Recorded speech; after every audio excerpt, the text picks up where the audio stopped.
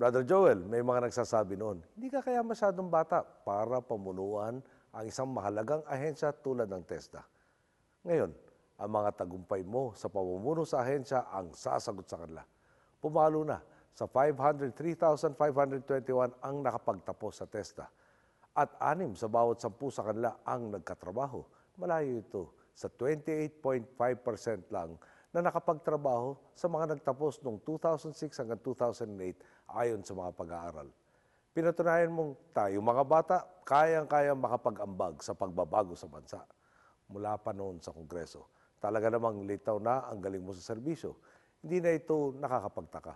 Dahil alam kong bata ka pa lang, binayayaan ka na ng kaliwat kanan talento at talino. Bukod sa pagiging aktibong estudyante at varsity ng basketball sa UST, nagawa mo ring makapasok at makapag-aral sa Harvard. Kung tutusin, pwede mo namang piliin ang karerang magbibigay sa iyo ng higit na yaman at katanyagan.